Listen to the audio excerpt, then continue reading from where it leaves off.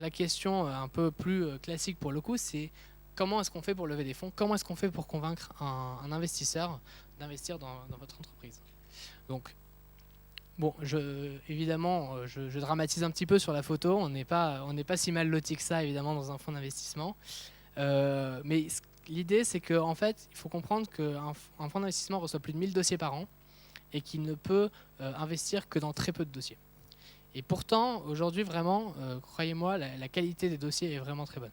Et du coup, ce qui fait que le VC, il se retrouve dans une position où, malgré tout, il ne peut pas prévoir le futur et tout le monde lui raconte ce qui va se passer dans 10 ans, mais finalement, il ne sait pas qui c'est qui a raison vraiment. Et il aura beau faire toutes les études de marché du monde, il n'y a aucune étude de marché qui sait vraiment ce qui va se passer dans 10 ans. Donc, il se retrouve dans une situation, malgré tout, assez difficile. Mais il est obligé de faire des choix. Et donc du coup, il va essayer de rationaliser un petit peu ses choix à travers 3 grands critères. Le premier critère, c'est l'environnement humain. C'est finalement, vous, fondateurs, à quel point est-ce que vous êtes convaincant, à quel point est-ce que vous arrivez à transmettre votre passion, à quel point est-ce qu'on peut vous faire confiance, se dire que le jour où vous allez rencontrer un mur, vous allez rebondir, que le jour où il va y avoir un problème entre associés, vous saurez surmonter ça. Que vous êtes complémentaires, que vous savez vous départager les tâches et que vous saurez recruter les bonnes personnes. Enfin, il y a évidemment plein de choses qui sont extrêmement importantes, mais retenez que l'environnement humain est un des critères les plus importants lorsqu'on est en fonds d'investissement. Le deuxième critère qui va jouer beaucoup dans la décision, c'est sur quel marché vous êtes et quelle est votre vision sur ce marché. En fait, surtout au stade de l'amorçage, donc dans les premiers tours, on sait très bien que le chemin que vous allez prendre n'est pas du tout celui que vous avez prévu dans votre business plan.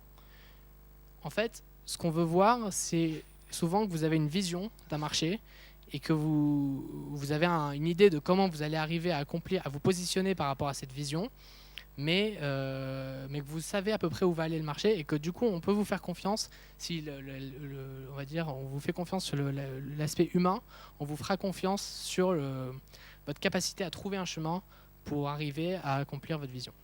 Et c'est typiquement ce qui est le cas pour Criteo pour nous. C'est-à-dire que Criteo est une boîte qui a fait 5 pivots à peu près et qui, en fait, à la base, sa seule vision, c'était de dire, mais demain, Amazon proposait à l'époque des systèmes de recommandation.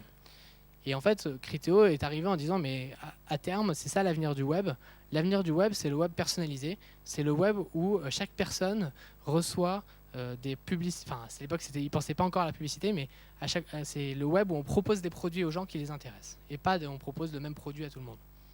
Et en fait, cette vision, il avait raison dès le départ. Seulement, au départ, il pensait qu'il fallait s'intégrer dans les sites de e-commerce, ce qui n'a pas du tout marché. Il a eu plein de façons de tenter d'arriver à ce point d'arrivée où il voulait arriver. Mais finalement, la bonne façon d'y arriver, c'était la publicité en ligne. Mais ça, ils l'ont compris que 3 ans plus tard. Donc c'est vraiment en fait ça qui est important dans la levée de fonds, c'est d'avoir une vision du marché et de savoir se positionner par rapport à cette vision. Et enfin, le dernier aspect qu'on va juger malgré tout, même si c'est effectivement un peu moins important que les 2 premiers, c'est l'intérêt financier. C'est à quel point est-ce que à terme votre société va être rentable. Alors évidemment, vous allez me dire, oui, mais il y a des sociétés, WhatsApp, ils n'étaient pas du tout rentables, ils se sont fait racheter 19 milliards. C'est vrai, et effectivement, de moins en moins, de plus en plus, on commence à se dire que c'est pas si important que ça, que l'aspect le business model n'est pas la première chose que vous devez valider dans une entreprise. Ça peut venir en série B, voire série C.